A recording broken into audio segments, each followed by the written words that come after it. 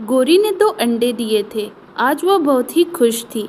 वो अपनी पति का और सास का इंतजार कर रही थी। थोड़ी ही देर में उसका पति और सास वहां आ जाते हैं।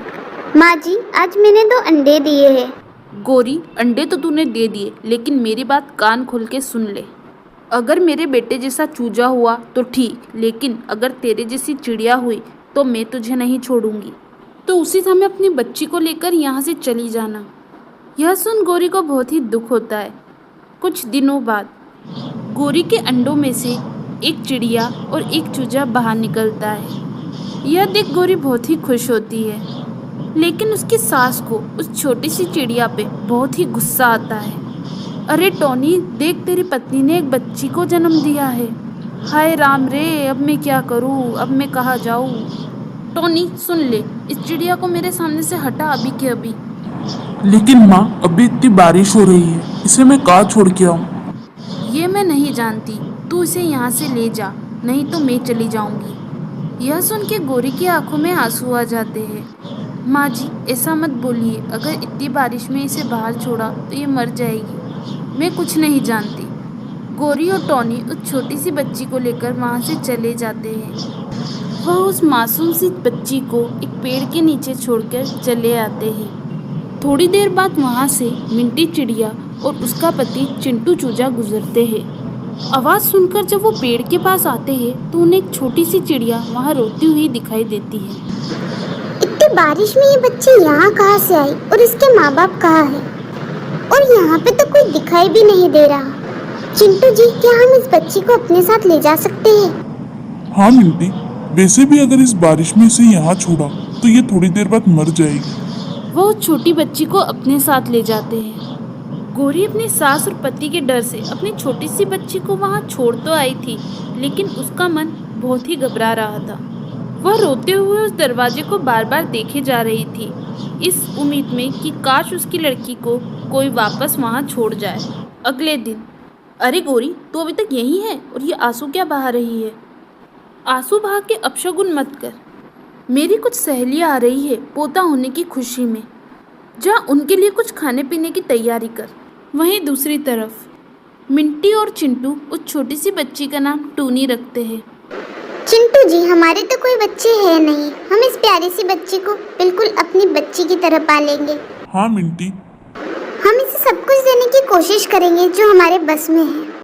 कुछ ही समय बाद मिंटी एक प्यारी सी बच्ची को जन्म देती है, जिसका नाम वो टुनटुनी रखते हैं। समय बीतता है। चिंटू चूजा और मिंटी चिड़िया दिन पे दिन अमीर और वहीं टोनी और गौरी दिन पे दिन गरीब होते जाते हैं। ऐसे ही कई साल बीत जाते हैं। टूनी और टुनटुनी अब दोनों बड़े हो चुके थे। टुनटुनी, मैं अस्पताल जा रही हूँ। तुम माँ और बाबा का ख्याल रखना, और हाँ, कोई दिक्कत हो तो मुझे फोन कर देना। जी दीदी। टूनी अपने घर से निकल ही रही होती है इतनी ही देर में। टूनी डॉक्टर, जल्दी चलिए, मेरे दोस्त की तबीयत बहुत ही अधिक खराब है। समय पर उसे इलाज नहीं मिला तो वह नहीं बचेगा। यह सुन टूनी वहाँ से तुरंत निकलती है। मिट्टू जी, आपके दोस्त की तबीयत तो सही में बहुत खराब है। इन्हें तो अभी हम अस्पताल भी नहीं ले जा सकते। मैं इंजेक्शन दे रही हूँ। आप इनके घर वालों को बुला दीजिए, मुझे उनसे बात करनी है। जी, इनके घर में तो कोई भी नहीं है। क्या इनके बच्चे और पत्नी नहीं है? इनकी माँ का देहांत तो बहुत साल पहले ही हो गया था डॉक्टर, और कुछ साल पहले। माँ और बाबा, मैं अब आपकी जिम्मेदारी नहीं निभा सकता। मेरा भी अपना परिवार है और अपने बच्चे हैं, जिनके लिए मुझे दिन रात मेहनत करनी पड़ती है। और आप तो वैसे भी अब कोई काम के नहीं रहे हैं, इसलिए मैं अपनी पत्नी और बच्चों के साथ ये घर छोड़ के जा रहा हूँ, और अब आपसे मेरा कोई रिश्ता नहीं। नहीं बेटा, ऐसा मत बोल। अगर तू भी मुझे छोड़ के चला जाएगा तो मैं कैसे जीऊंगी? मैं कुछ नहीं जानता। यह कहकर उन दोनों का बेटा मोंटू वहाँ से चला जाता है, और इसी दुख में इनकी पत्नी गौरी का भी कुछ समय बाद देहांत हो जाता है। तब से मेरा दोस्त टॉनी यहाँ अकेला ही रहता है। इसके परिवार के नाम पे बस मैं इसका एक दोस्त ही हूँ। ठीक है मिट्टू जी, मैं कुछ दवाइयाँ लिखती हूँ, आप ये बाजार से ले आना। टूनी जी, आपकी फीस? जी, जब ये स्वस्थ हो जाए तब आप मुझे दे दीजिएगा। ऐसे ही काफ़ी समय तक टॉनी का इलाज मुफ्त में ही करती रहती है। थोड़ी ही समय में टॉनी स्वस्थ होने लगता है। बेटा टूनी, तुमने अपनी फीस क्यों नहीं ली? टॉनी काका, आप पहले सही हो जाइए, फिर मुझे अपनी फीस दे दीजिएगा। बेटा टूनी, तुम्हें देखकर मुझे मेरी माँ की याद आती है। तुम्हारी शक्ल बिल्कुल मेरी माँ जैसी है और तुम्हारी सीरत बिल्कुल मेरी पत्नी गौरी जैसी है। थोड़े ही समय में जब टॉनी सही हो जाता है तो वो टूनी के पैसे लौटाने का फैसला करता है। वह अपने दोस्त मिट्टू को लेकर टूनी के घर जाता है। टूनी डॉक्टर, जी टूनी तो अभी घर पे नहीं है, मैं उसकी माँ मिंटी हूँ। और मैं उसका पिता चिंटू। जी आपको कोई काम था? जी हाँ मिंटी जी, कुछ समय पहले टूनी ने मेरा इलाज किया था, जिसके पैसे मैं आज लौटाने आया हूँ। आपकी बेटी बहुत ही गुणवान है और उसका स्वभाव उतना ही सरल है। आपने अपनी बेटी को बहुत ही अच्छी परवरिश दी है। यह बात सुनकर मिंटी और चिंटू के चेहरे पे एक अलग ही खुशी थी। ठीक है मिंटी जी, अब मैं चलता हूँ। यह कहकर टॉनी वहाँ से चला जाता है। वहाँ से जाते हुए टॉनी को याद आता है कि वो अपना कुछ सामान तो अंदर ही भूल आया। मिट्टू तू चल, मैं अपना सामान अंदर से लेकर आता हूँ। चिंटू जी, जब कोई टूनी की तारीफ करता है तो सुनकर कितना अच्छा लगता है ना। हाँ मिंटी, वैसे तो टूनी हमारी बेटी नहीं है। अगर उस तूफानी रात वो हमें नहीं मिली होती तो शायद हमें ये खुशी आज नहीं हो रही होती। आपको क्या लगता है चिंटू जी, उसके माँ बाप ने क्यों उसे वहाँ छोड़ दिया होगा?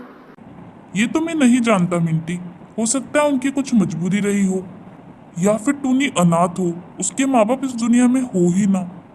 लेकिन उससे हमें क्या करना मिंटी, अब वो हमारी बेटी है और हम ही उसके माँ बाप है। ये बात टॉनी पीछे खड़ा सुन लेता है। अरे टॉनी जी ये बात आप टूनी को मत बताइएगा। हमने उसे आज तक पता नहीं लगने दिया कि हम उसके माँ बाप नहीं हैं। क्या सही में टूनी आपकी बेटी नहीं है? हाँ, कुछ सालों पहले वो हमें एक पेड़ के नीचे मिली थी।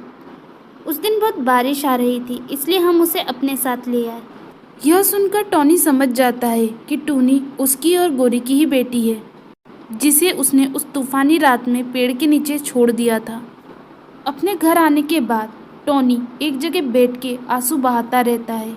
उसे इस बात का दुख था कि टूनी उसकी बेटी होते हुए भी वो उसे बेटी नहीं बोल सकता था, क्योंकि उसने एक ऐसा पाप किया था जिसका कोई भी पश्चाताप नहीं था।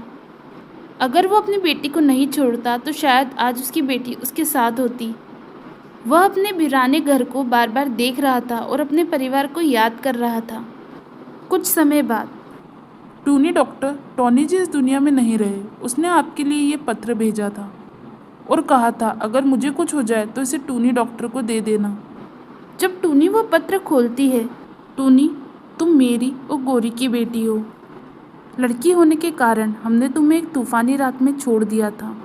जीते जी मैं तुम्हें यह बात कभी नहीं बता पाता, इसलिए ये पत्र लिख रहा हूँ। हो सके तो बेटी मुझे अपने इस गुनाह के लिए माफ़ कर देना। क्या हुआ बेटी, क्या लिखा है इस पत्र में? माँ कुछ नहीं, बस उनका इलाज करने के लिए मुझे धन्यवाद लिखा है। माँ मैं आपसे और बाबा से बहुत प्यार करती हूँ। हम भी टूनी। दोस्तों, अगर आपको हमारी कहानी पसंद आई हो तो प्लीज़ हमारे चैनल को सब्सक्राइब कीजिए। साथ ही इस वीडियो को लाइक और शेयर करना बिल्कुल ना भूलें और साथ ही बेल आइकन प्रेस करना बिल्कुल ना भूलें, जिससे नई नई कहानियों के अपडेट आपको मिलते रहे।